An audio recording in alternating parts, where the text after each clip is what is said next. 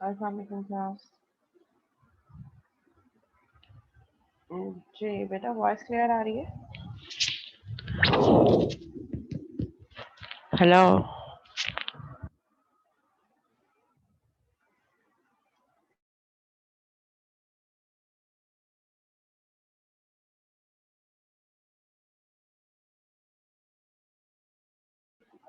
Okay, अभी तक right now just 7 students ने ज्वाइन किया है। वेट कर लेते हैं 1 मिनट 2 मिनट, फिर उसके बाद कंटिन्यू करते हैं। मीनवाइल अगर आप लोगों की कोई क्यूरी है, कुछ डिस्कस करना चाह रहे हैं related to project, related to course, तो वो आप कर सकते हैं। लेकिन मिड टर्म का रिजल्ट अभी कॉपीज चेक नहीं हुए। इसके अलावा अगर कोई और क्यूरी करना चाहें तो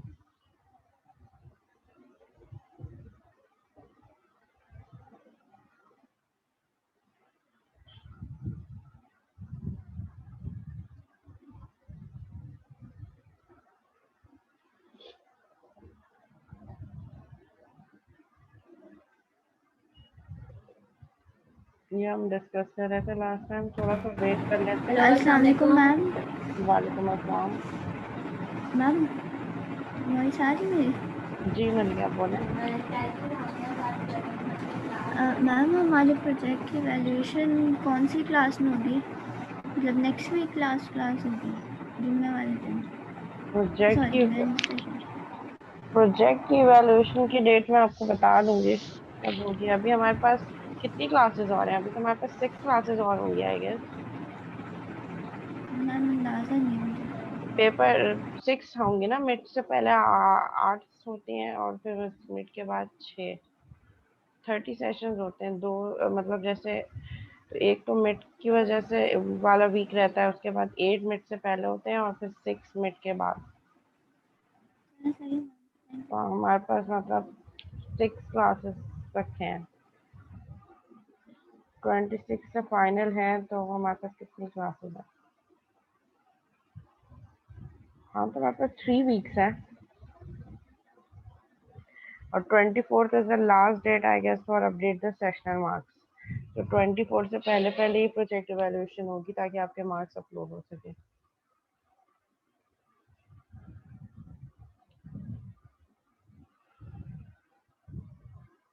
21st 22nd 23rd ये स्लॉट्स हम रख सकते हैं आपके प्रोजेक्ट के लिए। ये 3 स्लॉट्स वेडनेसडे थर्सडे फ्राइडे।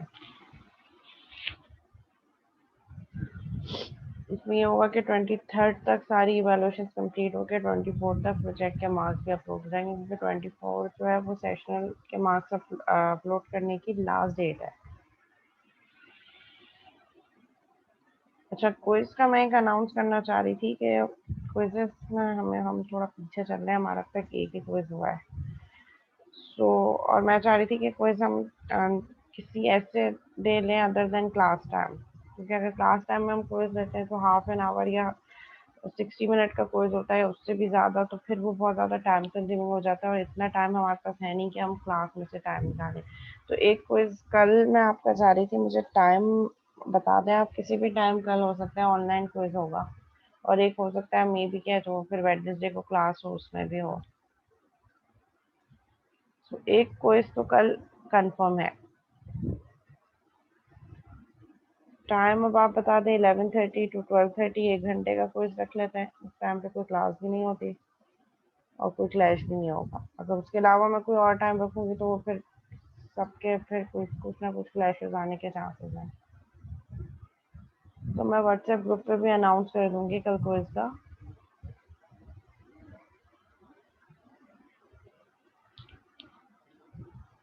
अच्छा, क्लास टाइमिंग में बेटा प्रॉब्लम ये है कि आप तो हो सकता है फ्री हो, आपके फर्स्ट स्लॉट में क्लास ना हो सकता है। कोई एक आधा स्टूडेंट ऐसा आ जाए जिसकी कल फर्स्ट स्लॉट में क्लास हो, तो क्लैशेस आने के चांसेस हैं। इसलिए 11:30 to 12:30 is clash free time. उसमें किसी की क्लास नहीं होगी। हम इसमें ये भी कर सकते हैं कि 11:40 to 12:30, कि जब एक क्लास खत्म हो जाए फिर।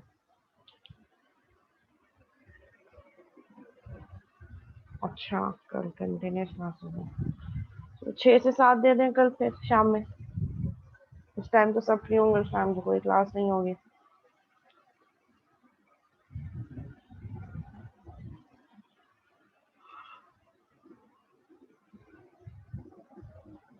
ठीक है, कल 6 to 7 क्विज जो है वो इसी तरह होगा कि मैं LMS पे क्विज अपलोड कर दूंगी 6 बजे। आपके पास 1 घंटे का टाइम होगा, 1 घंटे में उसको सॉल्व करके आप उसको LMS पे दोबारा अपलोड कर दीजिएगा। टॉपिक मैं बता दूंगी ये किस टॉपिक से आ सकता है क्विज। अच्छा, नंबर ऑफ स्टूडेंट इतने ही है, वो नहीं बढ़ रहे, 9 स्टूडेंट्स हैं।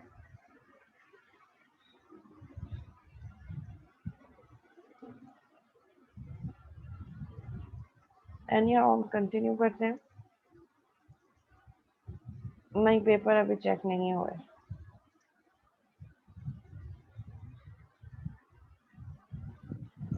मिस ये LMS से ज्वाइन करना लाजमी तो नहीं है ना? नहीं, लाजमी तो नहीं है, लेकिन उससे ये एडवांटेज हो जाता है कि इन केस अगर आपकी अटेंडेंस नहीं लगी तो वो LMS से लॉग मिल जाता है। अगर आप उसे नहीं करेंगे तो फिर लॉग में कहीं आपके मतलब वो फिर हम व्यू नहीं कर सकते कि स्टूडेंट के चेक इन चेकआउट टाइम क्या था। मिस LMS पे तो टुडे मीटिंग ही नहीं आ रही हुई, टुमारो आ रही है। ऐसा कैसे हो सकता है? मैंने आज की उससे ज्वाइन किया है, और अगर वो टुमारो पे आ रही है तो वो एक ही मीटिंग है जो हम दोनों सेशन के लिए यूज कर रहे होते हैं। मेरे पास तो टुडे ही आ रही है, मंडे आज की आ रही है, फिर उसके बाद नेक्स्ट मंडे की है, फिर नेक्स्ट मंडे की है। लेकिन वो जो वेडनेसडे वाली क्लास होती थी उसके लिए भी मैं यही मीटिंग आईडी यूज कर रही थी। तो आज की मीटिंग तो अवेलेबल है LMS पे। पता नहीं मिस, मैंने अभी ज्वाइन किया था तो वो बोले थे कि होस्ट जो है वो दूसरी मीटिंग में।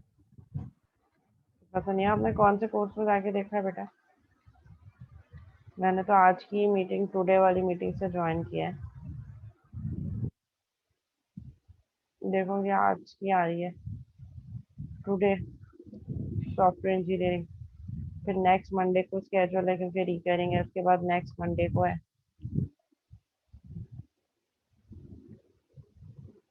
अच्छा, लास्ट टाइम हम प्रोजेक्ट मैनेजमेंट से रिलेटेड कुछ टॉपिक डिस्कस कर रहे थे। प्रोजेक्ट मैनेजमेंट क्या होती है और 4 P ऑफ प्रोजेक्ट मैनेजमेंट क्या होते हैं, जिसमें people, project, product and process, ये 4 चीजें होती हैं जिसमें कोई भी मैनेजमेंट फोकस कर रही होती है। जैसे कि हमारे पास कुछ 4 पॉइंट्स थे। द मैनेजमेंट स्पेक्ट्रम, ये जो मैनेजमेंट है प्रोजेक्ट की वो इन 4 चीज़ों पर फोकस कर रही है, the people, product, process and project itself. सबसे पहले हम पीपल डिस्कस कर रहे थे। लास्ट क्लास में हमने कुछ different categories of stake holders देखे थे कि वो सारे लोग जो आपके प्रोजेक्ट से अफेक्ट हो सकते हैं, they are consider as project stake holders. अब वो कस्टमर भी हो सकते हैं, वो डेवलपर्स भी हो सकते हैं, वो मैनेजर्स भी हो सकते हैं, और वो आपके कस्टमर्स एंड यूजर, कोई भी पर्सन जो आपको उस प्रोजेक्ट से अफेक्ट हो सकता है, जो उस प्रोजेक्ट में इन्वेस्ट कर रहा हो, जो उस प्रोजेक्ट को यूज़ कर सकता हो, जो उस प्रोजेक्ट को बना रहा हो, जिसका उस प्रोजेक्ट में इंटरेस्ट हो, they all consider as stake holders. फिर हमने टीम लीडर्स की कुछ क्वालिटीज़ पढ़ी थी कि जो लीडर्स हैं उसकी क्या क्वालिटी होनी चाहिए, मोटिवेशन, ऑर्गेनाइजेशन एंड आइडियाज़ और इनोवेशन, के किस तरीके से वो टीम को मोटिवेट करें, ऑर्गेनाइजेशन टीम को एक साथ जेल कैसे करना है, ऑर्गेनाइज कैसे करना है, लोगों को किस तरीके से मैनेज करना है, एंड नए आइडियाज़ और innovation through out the passage of time को जो है लाते रहें विद रिस्पेक्ट टू प्रोजेक्ट के। नए आइडियाज़ क्या हैं, नई हम क्या और जो है वो मॉडिफिकेशन कर सकते हैं जो कि हमें आगे हेल्प आउट करे।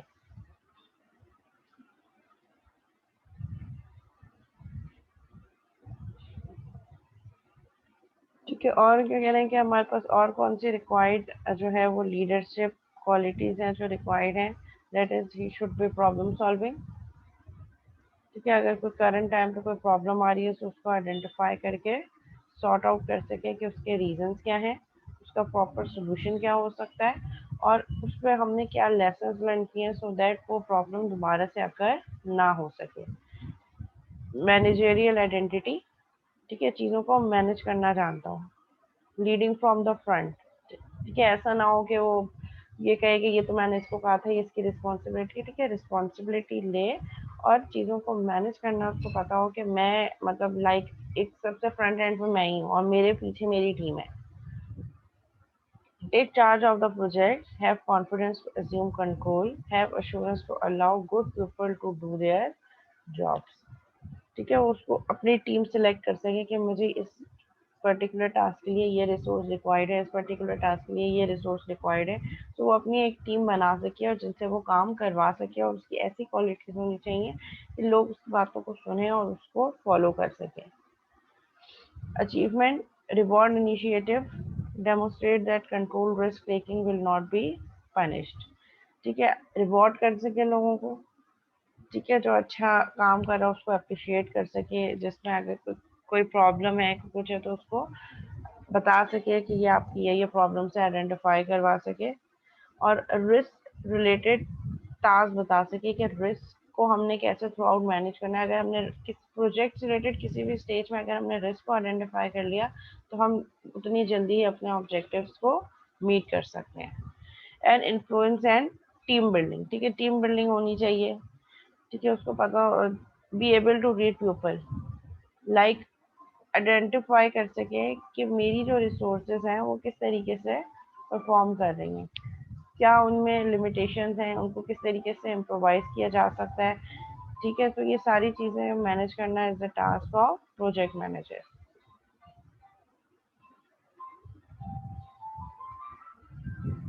द पीपल सॉफ्टवेयर टीम में हमारे पास क्या है, 7 project factors to consider when structuring a software development team.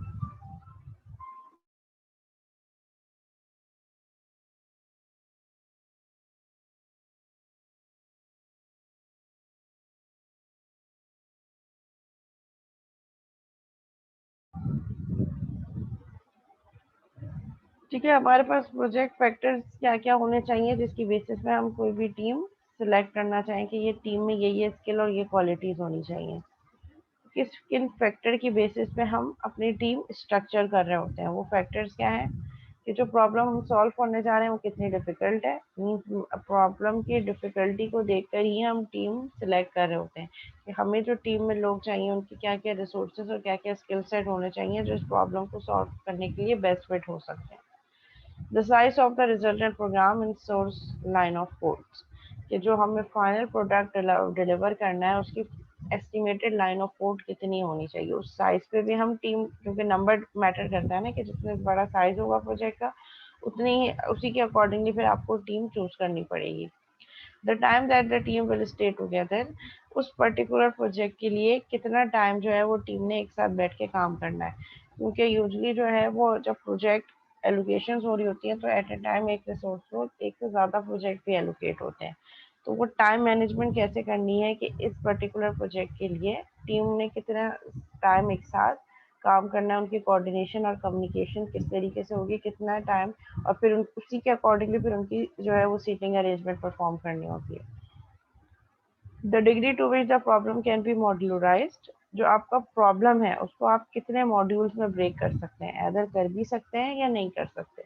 ये पॉइंट इसलिए ज़रूरी होता है कि जब अगर आपका प्रोजेक्ट मल्टीपल मॉड्यूल्स में ब्रेक हो सकता है तो फिर आप उसके लिए ये भी कर सकते हैं कि मल्टीपल टीम्स या किसी और टीम की कोई रिसोर्स भी हायर कर सकते हैं जो उसके लिए बेस्ट फिट हो सकती है, अगर वो मॉड्यूल्स में ब्रेक हो सकता है।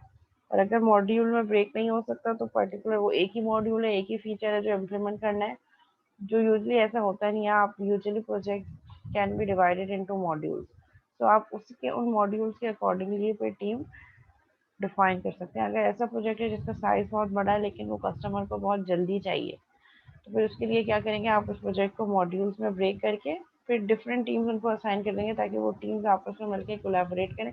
लेकिन अगेन यहाँ पे एक पॉइंट ये भी होता है कि जब आप जितनी ज़्यादा रिसोर्सेज को ऐड करेंगे, जितने ज़्यादा लोग ऐड होते चले जाएंगे तो फिर हो सकता है चीज़ें और लिंगर ऑन हो सकें। लाइक अगर दो वही चीज़ ऐसे प्रोजेक्ट की हम बात करते हैं, एक बंदा होगा कर रहा होगा तो वो टोटली सेल्फ डिपेंडेंट होगा, हर चीज़ का ज़िम्मेदार वो खुद है और उसने खुद ही करना है, उसको पता है कि मैंने ही परफॉर्म करना है। जब 2 लोग होंगे तो थोड़ा-सा जो है वो डिपेंडेंसी कम हो जाए, मतलब डिपेंडेंसी बढ़ जाएगी। अब ये मैं कहूँ ठीक है मेरे साथ मेरा पार्टनर तो है, मैं करूँ वो कर लेगा। इसी तरह 4 लोग होंगे तो फिर कम्युनिकेशन और कोऑर्डिनेशन का भी डिफरेंस आता है। जब 2 लोग होंगे वो ईज़िली कम्युनिकेट, 4 लोग होंगे सबका अलग-अलग माइंडसेट है। अब वो एक टीम में काम कर रहे हैं, अब पता नहीं किसकी क्या नेचर है, वो किस तरीके से पार्टिसिपेट कर रहा है, तो उनको एक साथ जेल करना भी एक टास्क है। The required quality and reliability of the system to be build, जो सिस्टम आपने बिल्ड करना है, जो प्रोजेक्ट आप बनाने जा रहे हैं, में क्वालिटी का फैक्टर कितना एप्लीकेबल है, मीन्स आपने उस पर क्वालिटी पे कितना फोकस करना है। जितना ज़्यादा क्वालिटी पे फोकस होगा उतनी ही अच्छी रिसोर्सेज आप सेट करेंगे जो स्टार्ट से ही क्वालिटी वर्क जो है वो परफॉर्म करे।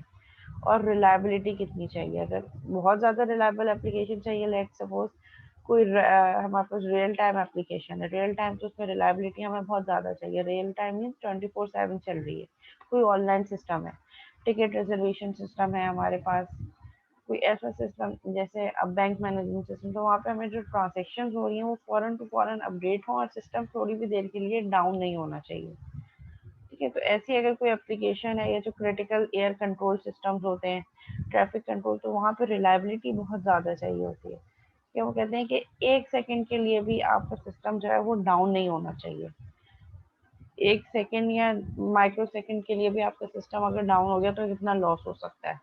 तो अगर जितनी ज़्यादा रिलायबिलिटी चाहिए उसी के अकॉर्डिंगली फिर आप टीम सेट करोगे कि हमें ऐसी रिसोर्सेज चाहिए, तो इस तरीके का सिस्टम डिज़ाइन करें that should be reliable. The rigidity of the delivery date, जो जिस डेट पे आपने डिलीवर करनी है एप्लीकेशन वो कितनी रिजिड है, मतलब वो कितनी फिक्स है, क्या उसमें फ्लेक्सिबिलिटी है या नहीं है। अगर फ्लेक्सिबिलिटी नहीं है, मतलब जो डेट है उसी डेट के अंदर ही आपने डिलीवर करना है हर हाल में, तो फिर उसके लिए भी आप उसी की तरह के लिए स्किल रिसोर्सेज जो है वो आइडेंटिफाई कर रहे होते हैं। The degree of sociability communication required for the project, again ये पॉइंट भी बहुत इंपॉर्टेंट है कि आपस में कम्युनिकेशन और विद द क्लाइंट कम्युनिकेशन किस तरीके से होगी।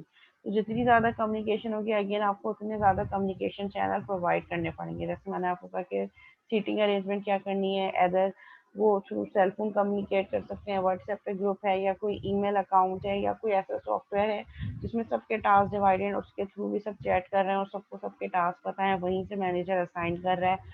तो ओवरऑल कम्युनिकेशन किस तरीके से होगा उस प्रोजेक्ट में। तो ये कुछ फैक्टर्स हैं जिसकी बेसिस पे आप टीम को चूज कर रहे होते हैं। 4 ऑर्गेनाइजेशनल पैराडिम्स। अच्छा, अब हम बात कर रहे हैं ऑर्गेनाइजेशनल पैराडिम्स की, कि जब हम विद इन अ टीम काम कर रहे होते हैं तो टीम में ऑर्गेनाइजेशन का स्ट्रक्चर क्या होता है। मीन्स डिफरेंट स्ट्रक्चर मीन्स के रिपोर्टिंग किसने करनी है, डिसीजन मेकिंग पॉलिसी किसके पास है। तो ये चीज़ हमारे पास ऑर्गेनाइजेशनल पैराडिम या हम इसको ऑर्गेनाइजेशनल स्ट्रक्चर कह रहे होते हैं। मीन जैसे हम अक्सर देख रहे होते हैं कि ये कंपनी के सीईओ हैं, सीईओ के बाद फिर डिफरेंट एग्जीक्यूटिव्स हैं, फिर उसके बाद आपके पास जो है वो अपर लेवल मैनेजमेंट है, फिर उसके बाद आपके पास टेक्निकल मैनेजर्स हैं, डिफरेंट डिपार्टमेंट्स हैं, और फिर डिपार्टमेंट्स के अंदर आपके पास डिफरेंट टीम्स काम कर रही हैं। अब टीम में कोई जो है वो सॉफ्टवेयर इंजीनियर होगा, कोई डेवलपर होगा, कोई टेस्टर होगा, कोई कोडर होगा। तो ये सारी हमारे पास, इसको हम क्या कह रहे हैं कि ऑर्गेनाइजेशन का या मैनेजमेंट की हायरार्की क्या है। तो हमारे पास 4 जो है वो पैराडिम्स यूज होती हैं, close, random, open and synchronous. Close paradigm में हमारे पास क्या होता है, ट्रेडिशनल हायरार्की ऑफ अथॉरिटी, जिसमें हमारे पास ट्रेडिशनल हायरार्की मीन्स एक पर्सन होता है तो जिसको हम डायरेक्टर कह रहे हैं, या बोर्ड ऑफ डायरेक्टर जिसे हम कह रहे हैं, जो जिसके पास सारी अथॉरिटी है, एक्चुअल अथॉरिटी उसी के पास है, डिसीजन मेकिंग पॉलिसीज उसी के पास है, वही डिसीजन लेगा, वही सारी चीज़ें डायरेक्शन बताएगा, और फिर वो सारी चीज़ें आपके जो मिडिल लेवल मैनेजर्स हैं वो टेक्निकल मैनेजर्स और टेक्निकल टीम्स को बता रहे होंगे कि ये काम आपने इस सीक्वेंस में या इस फ्लो में आपने फॉलो करना है। That is the traditional hierarchy of authority, means जो सबसे टॉप लेवल पर है सारी अथॉरिटी उसके पास है। Works well when producing software similar to past efforts. Members are less likely to be innovative. यहाँ पे जो टीम है उनकी innovations are not too much appreciated. मतलब वो innovation नहीं ला सकते, उनको जो काम बता दिया जाता है वो उन्होंने वैसे उसी सीक्वेंस में फॉलो करना होता है। और वो टास्क या वो डायरेक्शन कौन दे रहा होता है, कोई एक पर्सन बैठा होता है जो, जैसे जिसको हम कह रहे होते हैं कि एक कंपनी में कोई एक बॉस है, वो सबको बता रहे हैं कि क्या करना है क्या करना है, वही सारे डिसीजंस ले रहा है, सब उसी के पास जा रहे हैं, कोई रिक्वेस्ट है, कुछ कंप्लेन है, तो वो एक सिंगल अथॉरिटी है जो सारी चीज़ें प्रॉपरली उसी के डिसीजन पे ही सारी चीज़ें फोकस कर रही हैं। That is called close paradigm, जिसमें टीम की इनोवेशन, लेट सपोज टीम कह रही है हमने कोई नया बंदा हायर करना है, हम इसकी ये मतलब वो सब चीज़ें वो नहीं कर सकती टीम, उनके पास इतनी अथॉरिटी नहीं है। सारी चीज़ें कौन कर रहा है, आपका कोई एक पर्सन जो कि सीनियर लेवल पे। Random paradigm, depends on individual initiative of team members, works well for project requiring innovation or technological breakthrough. Members may struggle when orderly performance is required. ठीक है, रैंडम पैराडिम क्या है? It's opposite to the close paradigm. Close paradigm में तो एक ही resource है, main resource जो आपकी टॉप पोजीशन पे वो पूरी कंपनी को लीड कर रही है। रैंडम पैराडिम में क्या होगा कि आपने टीम्स बना दी, ठीक है, लेट सपोज आपने टीम बना दी और आपने टीम्स को कहा कि इतना सेल्फ सफिशिएंट टीम्स हैं कि वो खुद डिसीजंस ले रही हैं। रन टाइम पे जो प्रोजेक्ट्स आ रहे हैं, प्रोजेक्ट में कोई नई इनोवेशन है, लेट सपोज कोई नया टूल यूज़ करना है, तो उसकी अथॉरिटी टीम के पास मौजूद है। ऐसा नहीं है कि वो रिक्वेस्ट भेजेंगे सीईओ को कि एक नया टूल है, हम उसको यूज़ करना चाह रहे हैं, आप अप्रूव करें, फिर उसका अप्रूवल आएगा, फिर उसके बाद वो सारा प्रोसीजर होगा। यहाँ पे आपकी टीम भी प्रोजेक्ट से रिलेटेड डिसीजन ले सकती है। लाइक यहाँ पे ये है कि अगर मैं ये डिफरेंट बोर्ड ऑफ डायरेक्टर्स हैं, उन्होंने डिफरेंट डिपार्टमेंट बना दिए कि अगर आपने ये काम करना है तो आप इस डिपार्टमेंट से कंसल्ट कर सकते हैं, मतलब अपने ही काम को डिवाइड कर दिया। That is called random paradigm. Open paradigm हमारे पास क्या होगी? Hybrid of the closed end random paradigm. ये इन दोनों क्लोज्ड और रैंडम पैराडिम का हाइब्रिड मोड है, इसका मिक्सचर है। Works well for solving complex problems, requires collaboration, communication and consensus among members। अच्छा, इसमें क्या होगा? इसमें ना तो ओवरऑल पूरा क्लोज है, ना ही ओवरऑल पूरा रैंडम है। यहाँ पे ये होगा कि डिसीजन को ही आप ब्रेक कर देंगे कि कौन से डिसीजंस हैं। लेट सपोज अगर स्ट्रेटेजिक प्लानिंग है, लॉन्ग टर्म प्लानिंग है, तो उसको अपर लेवल मैनेजमेंट कर रही होगी। और अगर टैक्टिकल डिसीजंस हैं, जो डेली बेसिस पर डिसीजंस लेने हैं, रिस्क कैसे मैनेज करना है, क्लाइंट से कम्युनिकेट करना है, प्रॉब्लम आ रही है, डिलीवरी डेट टाइम नहीं मिल रहा हो पा रहा, तो उस चीज़ों को आप कैसे कवर कर सकते हैं। आपने डिसीजन को डिवाइड कर दिया, आपने कहा कि इस टाइप के डिसीजन जो है वो आपकी अपर मैनेजमेंट ले रही होगी, ठीक है, जो स्ट्रेटेजिकल डिसीजंस हैं। और कुछ टाइप के डिसीजंस को आपने कहा कि वो उसकी अथॉरिटी हम टीम को दे देते हैं। मतलब यहाँ पे दोनों पैराडिम जो है वो पैरेलल में चल रही होंगी।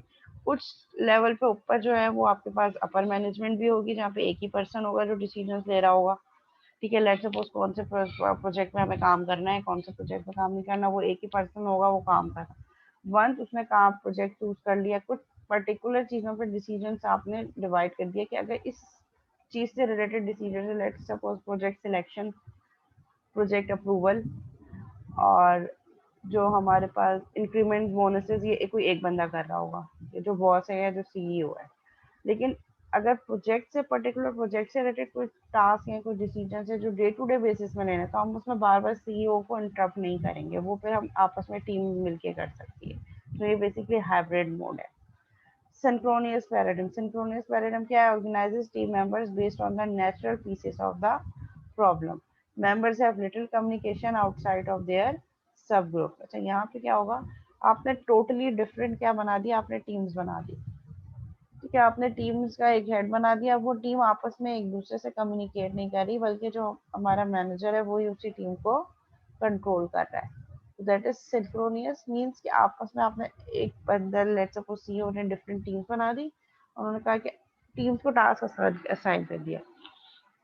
लेट्स सपोज टीम ए के ये टास्क हैं, अब इससे रिलेटेड जो प्रॉब्लम्स होंगी वो टीम ए ही सॉल्व करेगी, और वो आपस में एक दूसरे से कम्युनिकेट कर सकती है, बस किसी और टीम से कम्युनिकेट नहीं कर सकती, ठीक है। लेट सपोज एक प्रोजेक्ट आया, मैंने उस प्रोजेक्ट के लिए एक नई टीम बना दिया, वो प्रोजेक्ट मैंने उसके हैंड ओवर कर दिया। वो टीम जाने और वो प्रोजेक्ट जाने, वो टीम आपस में ही कम्युनिकेट करेंगे, लेकिन आउटसाइड द ग्रुप जो है वो कम्युनिकेट नहीं कर सकती। So that is the synchronous paradigm.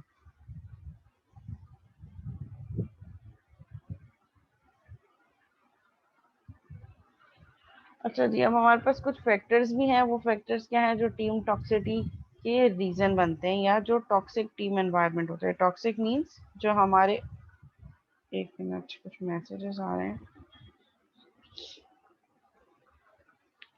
LMS से क्यों नहीं ज्वाइन हो रहा।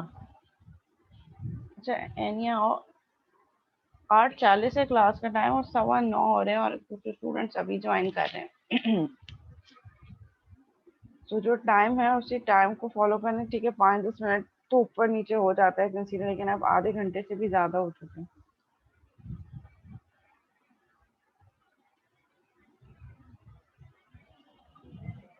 अच्छा, टीम टॉक्सिटी मीन्स जो प्रॉब्लम्स क्रिएट होती हैं, ठीक है, फ्रस्ट्रेशन, टीम में फ्रस्ट्रेशन कब आती है या प्रॉब्लम्स कब रेज होना स्टार्ट होते हैं, तो उसके भी कुछ फैक्टर्स हैं। वो फैक्टर्स क्या हैं? फ्रेंजाइड वर्क एटमॉस्फेयर, अगर बहुत ही ज़्यादा स्ट्रिक्ट एनवायरनमेंट है, ठीक है।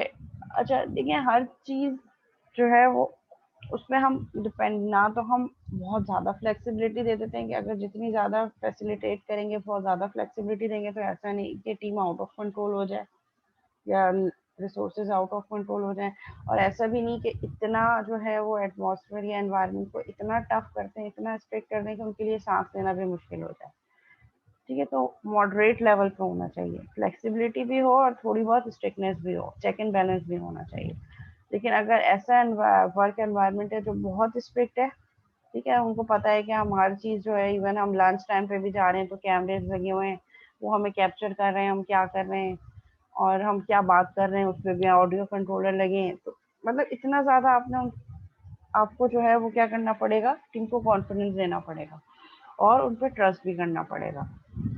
ठीक है, तो जितना ज़्यादा स्ट्रिक्ट एटमॉस्फेयर होगा, जितना ज़्यादा स्ट्रिक्ट मैनेजमेंट होगी, उतना ज़्यादा लोगों की जो है वो अपनी प्रोडक्टिविटी बढ़ना, इंक्रीज होना पॉसिबल नहीं होगा, क्योंकि वो फिर उसी डर और खौफ में रहेंगे कि ये चीज़ मैनेजमेंट को ना पता चल जाए, ये ना हो जाए, ये ना हो जाए, तो वो अपनी प्रोडक्टिविटी उनकी इम्प्रूव नहीं हो सकेगी।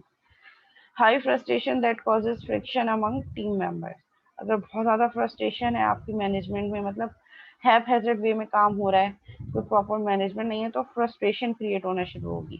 मतलब कोई स्पेसिफिक प्रोसेस नहीं है, वो प्रोसेस की पूरी प्रॉपर जो है वो गाइडलाइन नहीं गिवन कि क्या करना है, तो टीम मेंबर्स के बीच में भी एक प्रॉब्लम। हाँ, लेकिन अगर एक क्लियर रोड मैप गिवन हो सबको कि आपने इस डायरेक्शन में काम करना है, ये टूल यूज़ करना है, ये सब चीज़ें अगर उनको पता हो, उनके डे टू डे टास्क पता हो, उनको अपनी प्रोग्रेस पता हो, प्रोजेक्ट की प्रोग्रेस पता हो, साथ साथ आप मॉनिटर कर रहे हो कोई, तो उसमें भी आपकी फ्रस्ट्रेशन कम होती है। लेकिन अगर चीज़ें हैज़र्ड वे में होंगी तो फ्रस्ट्रेशन बहुत बढ़ जाएगी। फ्रेगमेंटेड और पोअरली कोऑर्डिनेटेड सॉफ्टवेयर प्रोसेस, एक ऐसा प्रोसेस आप फॉलो कर रहे हैं जो कि सब में कोऑर्डिनेशन नहीं है, सबको पता ही नहीं है कि वो प्रोसेस वर्क कैसे कर रहा है। लेट्स सपोज मैं एक एग्जांपल ले लूँ, कोई एक प्रोसेस मॉडल आपने यूज़ किया, आपने कहा हम इस प्रोजेक्ट के लिए रेड पे काम करेंगे, लेकिन अब टीम जो टीम जिसने रेड पे काम करना है, अब उनको रेड की बेसिक फीचर्स ही नहीं पता, बेसिक यूजेज ही नहीं पता कि रेड को यूज़ कैसे करना है, कौन से फेज में क्या एक्टिविटी परफॉर्म करनी है। जब उनको यही नहीं पता तो वो कैसे करेंगे फिर। An unclear definition of roles on the software team, ठीक है, रोल्स नहीं डिफाइन। ठीक है, हम एजाइल बेस्ड सॉफ्टवेयर में तो ये कहते हैं कि रोल मैटर भी नहीं करता, सब मिलके एक टीम काम कर रहे हैं, डेवलपर, कोडर, टेस्टर, सब साथ एक टीम काम कर रहे हैं, लेकिन किसी ना किसी लेवल पे हमें उनको बताना पड़ता है कि उनके एक्चुअल टास्क क्या है, जिसकी बेसिस पर उनकी हायरिंग होगी, जो मेन रोल है जिसकी वजह से हमने उनको हायर किया, जो एक्चुअल टास्क उन्होंने उस टीम में परफॉर्म करना है, वो मुझे क्लियर हो। ठीक है, और ये भी ना हो कि मुझे जो रोल मिला है उसके अकॉर्डिंग मुझे काम ना दिया जाए, ये चीज़ भी बहुत ज़्यादा देखने में आएगी। ठीक है, लेट सपोज हमने एक रिसोर्स को ऐसा जो है वो डेवलपर हायर कर दिया, लेकिन काम हम उससे बिजनेस एनालिस्ट का भी ले रहे हैं कि अभी हमारे पास बिजनेस एनालिस्ट नहीं है, जब तक हायरिंग नहीं हो रही तुम ये काम भी कर लो। उससे ये हुआ कि पैसे भी बच गए, एक रिसोर्स से हम दो दो काम करवा रहे हैं। अब उसको अपना काम ही नहीं पता कि हायरिंग तो मेरी एज ए कोडर हुई थी, लेकिन काम जो है वो बिजनेस, या लेट सपोज अगर कोई बिजनेस एनालिस्ट है या कोई सॉफ्टवेयर इंजीनियर है, अब वो सॉफ्टवेयर इंजीनियर तो है, अब वो कोडर भी है, लेकिन आपका एक्चुअल डेवलपर चला गया, अब आप उस सॉफ्टवेयर इंजीनियर से वो कोडर का भी काम ले रहे हैं, ऑल्दो वो जानता है वो कर सकता है, लेकिन जो उसका मेन टास्क है, जो सॉफ्टवेयर इंजीनियरिंग के जो मेन कोर एक्टिविटीज परफॉर्म करवाने हैं, वो फिर वहां से उसका फोकस हटके फिर वो डेवलपिंग साइड पे चला जाएगा। तो क्लियरली रोल डिफाइन हो कि मेरा क्या रोल है और मैंने एक्चुअल में करना क्या है। ऐसा ना हो कि जॉब डिस्क्रिप्शन कुछ और हो और टास्क को दिए कुछ और जा रहे हैं। यूजली ऐसा होता है ऑर्गेनाइजेशन में, एक ही रिसोर्सेज से दो दो तीन तीन काम लिए जाते हैं कि पैसे भी बच जाए और हमारा जो है वो ट्रस्ट वाला बंदा है, दो क्या कहते हैं, फेवरेटिज्म भी होता है, ठीक है इसको ये टास्क भी दे दिया, ये भी करवा दिया, ये भी हो जाएगा। ठीक है, तो रोल क्लियर होना पता हो कि मेरी एक्चुअल जो है वो टास्क क्या है जो मैंने परफॉर्म करना है। Continuous and repeated exposure to failure, अगर बार बार हर दफा फेलियर हो रहा है, प्रोसेसेस चेंज करके भी, सेम प्रोसेस फॉलो करके भी बार बार अगर आपके पास फेलियर अगर हो रहा है, तो उसकी वजह से भी टीम में फ्रस्ट्रेशन आती है। ठीक है, उनकी अपनी मोटिवेशन इंक्रीज नहीं होती, इट मीन्स कि कोई ना कोई प्रॉब्लम है जिसको वो प्रॉपरली कैच नहीं कर पा रहे। बार बार फेलियर हो रहा है, नई चीज़ें ट्राई कर रहे हैं उसमें भी फेल हो रहे हैं, पुरानी चीज़ें जो पहले यूज़ कर रहे थे उसको इम्प्रूव भी नहीं कर पा रहे। तो बार बार आपके पास क्या आ रही है, वो प्रॉब्लम सॉर्ट आउट नहीं हो पा रही कि एक्चुअल प्रॉब्लम क्या है, मीन्स आप रूट कॉज को आइडेंटिफाई नहीं कर पा रहे। How to avoid this problems, अब इन प्रॉब्लम्स को आइडेंटिफाई कैसे करना है। Give the team access to all information required to do the job, उनको अपने काम करने के लिए जो जो इन्फॉर्मेशन रिक्वायर्ड है वो आप उनको प्रोवाइड करें। ऐसा भी होता है कुछ ऑर्गेनाइजेशन में सिक्योरिटी इश्यूज होते हैं, वो पूरा का पूरा इवन पोर्टल का एक्सेस नहीं दे रहे होते हैं, डेटाबेस का एक्सेस नहीं दे रहे होते कि ये हमारा अपना डाटा है जो हम नहीं प्रोवाइड कर सकते। ठीक है, तो उसमें फिर टीम मेंबर्स को प्रॉब्लम होती है, जब उनके पास पूरी रिसोर्सेज ही अवेलेबल नहीं होगी जिसमें उनको काम करना है, तो फिर उनको बहुत प्रॉब्लम होती है। फिर वो कभी उसके पास जा रहे होंगे, कभी उसके पास जा रहे होंगे कि ये प्रॉब्लम मेरे पास एक्सेस नहीं है, आप अपने पास से मुझे एक्सेस करके दे दें। ठीक है, तो जो इन्फॉर्मेशन या जो जो रिसोर्सेज टीम को चाहिए वो आप उन सबको प्रोवाइड करें, वो सारी रिसोर्सेज। अब वो रिसोर्सेज इन्फॉर्मेशन भी हो सकती है, वो रिसोर्सेज हार्डवेयर भी हो सकती है, वो रिसोर्स सॉफ्टवेयर भी हो सकती है, नेटवर्क भी हो सकती है, डेटा भी हो सकता है। Do not modify major goals and objectives once they are defined unless absolutely necessary। वो कह रहे हैं कि अगर आपने अपने मेजर गोल्स और ऑब्जेक्टिव्स डिटरमाइन कर लिए, उनको बार बार चेंज नहीं करें। ठीक है, एक ऑब्जेक्टिव बना लें किसी भी प्रोजेक्ट की, अगर हम एग्जाम्पल ले लें, उसको बार बार चेंज नहीं करें। अगर उसका स्कोप बार बार चेंज होगा तो उसके गोल्स, ऑब्जेक्टिव्स, टारगेट सब चेंज होंगे। तो जब चेंज होते रहेंगे तो आप एक पेज पे ही नहीं आ सकेंगे। जब एक दफ़ा आपने ऑब्जेक्टिव डिफाइन कर दिया, आप उसको चेंज नहीं करें अनटिल एंड अनलेस बहुत ज़्यादा मैंडेटरी ना हो। तो बहुत बड़ा फ्रीक्वेंट चेंज आ गया, कोई बहुत बड़ा फीचर, कोई ऐसा फीचर सॉफ्टवेयर आपके कस्टमर कहने कि ये फीचर तो मुझे हर हाल में चाहिए, नया फीचर, और इसकी प्रायोरिटी सबसे ज़्यादा है, तो फिर अब आपको अपना ऑब्जेक्टिव चेंज करना पड़ेगा, स्कोप चेंज होगा। Give the team as much responsibility for decision making as possible. Trust करें टीम पे, उनको डिसीजन मेकिंग कैपेबिलिटी दें कि इस चीज़ के लिए वो खुद डिसीजन ले सकें। ऐसा ना हो इतना रिस्ट्रिक्टेड एनवायरनमेंट हो कि हर चीज़ के लिए टॉप मैनेजमेंट से बार बार कोऑर्डिनेट करना पड़े, और ज़्यादातर टॉप मैनेजमेंट पे इतने टेक्निकल लोग नहीं होते जितने आपके पास लोअर लेवल पे टेक्निकल, क्योंकि अब मेरा ये इस बात का ये मतलब ही नहीं है कि जितने भी सीईओज हैं या जो टॉप मैनेजमेंट है वो बिल्कुल ही नॉन टेक्निकल है, ऐसा नहीं है। लेकिन यूजली होता ये है कि जो लोग एक्चुअली, क्योंकि अब टेक्नोलॉजी बहुत रैपिडली चेंज हो रही है, जिन लोगों ने अगर आज से 10 साल पहले लेट्स सपोज बीएस किया होगा, जो आज करके आ रहे हैं, बहुत सारे डिफरेंट टूल्स, लैंग्वेजेस और इस तरीके के प्लेटफॉर्म्स हैं जो आजकल के स्टूडेंट जो फ्रेश ग्रेजुएट्स निकल रहे हैं वो पढ़ रहे हैं, तो उन 10 साल वालों ने नहीं पढ़े होंगे। ठीक है, तो जो और टेक्नोलॉजी बहुत रैपिडली चेंज हो रही है, नई नई टूल्स एंड टेक्नोलॉजीज आ रहे हैं। सो जो बंदा अभी करंटली जो चीज़ें परफॉर्म कर रहा है उसको एक्चुअली ज़्यादा चीज़ें पता है, क्योंकि वो टेक्निकल एंड पे वो सारी चीज़ें प्रैक्टिकली कर रहा है। सो आप टीम को एज मच रिस्पॉन्सिबिलिटी, जो एक्चुअल लोग हैं जिन्होंने बनाना है उनको एज मच रिस्पॉन्सिबिलिटी दें जितनी पॉसिबल, जितनी ज़्यादा आप दे सकते हैं, और उनको डिसीजन मेकिंग जो है वो कैपेबिलिटी भी दें कि वो डिसीजंस भी ले सकें। अब वो डिसीजन क्या हो सकते हैं, रिलेटेड टू प्रोजेक्ट, कोई नया टूल यूज़ करना है, कोई नई रिसोर्स की हायरिंग करवानी है, डेडलाइन को थोड़ा आगे बढ़ाना है, फीचर को कुछ चेंज वेंज करवाना है। ठीक है, फीचर्स को कम करवाना है, let suppose management, top management ने कहा हाँ ये फीचर हम इस टाइम और उसमें कर देंगे डिलीवर, लेकिन अब टीम ने कहा कि नहीं, इसमें इतनी सारी चीज़ें जो इस टाइम और कॉस्ट के अंदर नहीं हो सकती, तो वो उस पर डिसीजन ले सके कि नहीं, हमें या तो डेडलाइन बढ़ानी पड़ेगी या फिर हमें कॉस्ट बढ़ानी पड़ेगी, ताकि हम और अच्छी रिसोर्सेज और हायर कर सकें, लेकिन उनको फिर ट्रेन करने के लिए भी हमें एक्स्ट्रा कुछ टाइम देना पड़ेगा। तो ये सारी चीज़ें, ये डिसीजन मेकिंग जो कैपेबिलिटीज़ हैं, ये आपकी टीम के पास होनी चाहिए। Late the team recommend its own process model. आप टीम को भी ये फैसिलिटी दें कि वो अपना अपना प्रोसेस मॉडल भी चूज कर सकें। लेट सपोज अगर उनको लग रहा है कि ये प्रोजेक्ट मॉड्यूल्स में ब्रेक हो सकता है, बहुत जल्दी हमने डिलीवर करना है, और हमारे पास स्किल टीम्स हैं और उससे रिलेटेड हमारे पास कुछ कंपोनेंट जो मिलते जुलते हैं, so we can go for red. तो ये इससे रिलेटेड रिकमेंडेशन भी आपकी टीम दे सकती है कि हम क्यों ना ये प्रोसेस मॉडल यूज़ करें, और उस रिकमेंडेशन को फिर आपकी जो है वो अपर मैनेजमेंट देखे, अगर वो उसको सारे वो फीचर्स या वो सारी उसकी वो कंप्लीट हो रही है, तो वो फिर उसको अप्रूव कर सके कि हाँ हम we can go for this process model. Let the team establish its own mechanism for accountability, that is reviews. ठीक है, टीम को अपने ओन मैकेनिज्म पे भी आप ये नहीं कर सकते कि as a management, upper management आप कहें कि जो है हम अपनी बेसिस पे जो है वो इवैल्यूएशन करेंगे, ठीक है। वो तो साथ साथ मैनेजमेंट कर ही रही होती है, ठीक है। टाइम, कॉस्ट, वो सारी चीज़ें जो कंट्रोलिंग होती है कि प्लान फॉलो हो रहा है या नहीं हो रहा होता, वो तो आपकी टीम कर रही होती है। एक्चुअल चीज़ क्या होती है, आपकी अपर मैनेजमेंट सॉरी कर रही होती है। आप टीम को भी अकाउंटेबिलिटी करने दें। लेट्स सपोज अगर मैं चाह रही हूँ कि मेरी अपनी अकाउंटेबिलिटी हो, तो उसके लिए मैं क्या करूँ, एक चीज़ तो अकाउंटेबल, जैसे अगर मैं एग्जांपल आपको दूँ कि हमारी अपर मैनेजमेंट, हम कीट की बात करें, सो यहाँ पे भी इवैल्यूएशन टीचर की भी होती हैं।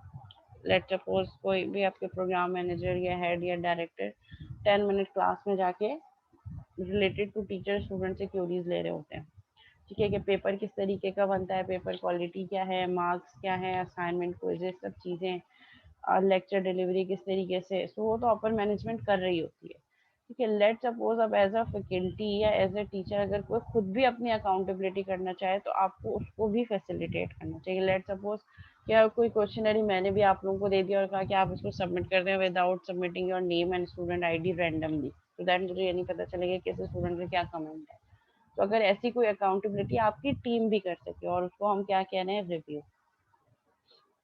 वो ये ना फोकस करे टीम के हमने जो काम किया है वो सिर्फ उसको अपर मैनेजमेंट ही जो है वो ट्रैक कर सकती है, हम खुद भी अपने काम को जो है वो ट्रैक कर सकते हैं, और वो हमारे पास क्या होगा, रिव्यू। अब आगे हम पढ़ेंगे, जब आगे देखेंगे कि सॉफ्टवेयर रिव्यूज क्या होते हैं, और उसके उसमें डिफरेंट कैटेगरीज होती हैं, इंस्पेक्शन भी होता है, वॉक थ्रूज भी होते हैं, पी टू पी रिव्यूज भी होते हैं, इसकी डिफरेंट कैटेगरीज हैं। उसमें क्या होता है कि हम कैटेगरी टू कैटेगरी, अगर हम वॉक थ्रू की बात कर रहे हैं, रिव्यू की एक टाइप है वॉक थ्रू, उसमें क्या होता है कि मैंने अब तक जो काम किया, आज किया, ये 2 दिन 3 दिन जो काम किया, मैंने अपने साथ किसी अपने जो है वो पार्टनर को दिखा दिया कि मैंने ये काम किया, आप इसको ज़रा रिव्यू कर लें, मीन्स टोटली नॉन फॉर्मल। ये किसी सीनियर को जाके दिखा दिया, किसी से कंसल्ट कर लिया कि इसमें ये प्रॉब्लम आ रही है, ये अब तक मैंने जो काम किया देखें क्वालिटी है या नहीं है। So that is walk through के चलते फिरते हमने जो है एक दूसरे के काम को, टीम मेंबर्स ने एक दूसरे के काम को असिस्ट कर दिया। अगर हम इंस्पेक्शन की बात करें, तो inspection is totally formal activity, जिसमें हम ये और क्या होता है कि वॉक थ्रू हम कहते हैं कि हम कभी भी कर सकते हैं क्योंकि नॉन फॉर्मल है। इंस्पेक्शन हम क्या कहते हैं, जैसे ही कोई एक फ्रेमवर्क एक्टिविटी कंप्लीट होती है, लेट सपोज हमारी एनालिसिस कंप्लीट हो गया, तो आगे जाने से पहले हम एक इंस्पेक्शन की एक्टिविटी कंडक्ट करें, जिसमें हम पूरे काम को इंस्पेक्ट करेंगे। अगर वो सक्सेसफुल है तो ही हम आगे जाएं, वरना तो फिर जो उसकी रिकमेंडेशंस हैं, उसमें क्या होता है, रोल्स डिफाइन होते हैं इंस्पेक्शन में। एक मॉडरेटर होता है हमारे पास, एक रिकॉर्डर होता है, एक प्रोड्यूसर होता है। प्रोड्यूसर वो होता है जिसका काम असिस्ट हो रहा होता है, रिकॉर्डर वो होता है जो सारी चीज़ें लिस्ट डाउन कर रहा होता है, एक रीडर होता है जो पूरी चेकलिस्ट सारी टीम को, मतलब टोटल फॉर्मल है तो इससे पहले 1 हफ्ते पहले से इसकी प्रिपरेशन हो जाती है, और टाइम डेट, कौन क्या कर रहा होगा, किसका क्या रोल होगा, वो सब पहले से डिफाइन होता है। मेन टास्क क्या है, अकाउंटेबिलिटी, कि हमने विद इन अ टीम जो काम किया है वो क्वालिटी काम है या नहीं, उसमें कोई एरर या कोई प्रॉब्लम तो नहीं आ रही है हमारे पास। Establish team-based techniques for feedback and problem solving. Again, team अपनी जो है वो टेक्निक्स यूज कर सकती है कि अगर हमने क्लाइंट से, कस्टमर से फीडबैक लेना है, या हमने अपनी टीम का फीडबैक लेना है कि हमारी टीम ने कैसे परफॉर्म किया, या कोई स्पेसिफिक रिसोर्सेज कैसे परफॉर्म कर रही हैं, और उन टीम के पास अपनी प्रॉब्लम सॉल्विंग एक्टिविटीज होनी चाहिए।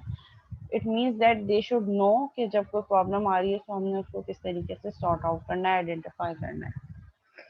अच्छा, मीटिंग एंड होने वाली है, सेम मीटिंग आईडी पे फौरन ज्वाइन करेंगे और फौरन करेंगे, विदाउट वेस्टिंग एनी टाइम। आप लोग बहुत टाइम लेते हैं।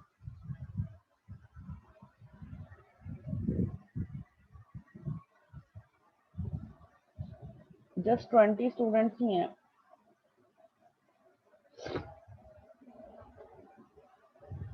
मैम अभी आगे हमारे पास ये सॉफ्टवेयर इंजीनियरिंग में सारे ये थ्योरी वाले टॉपिक्स ही आएंगे। हाँ, तकरीबन ज़्यादातर सब थ्योरी ही है।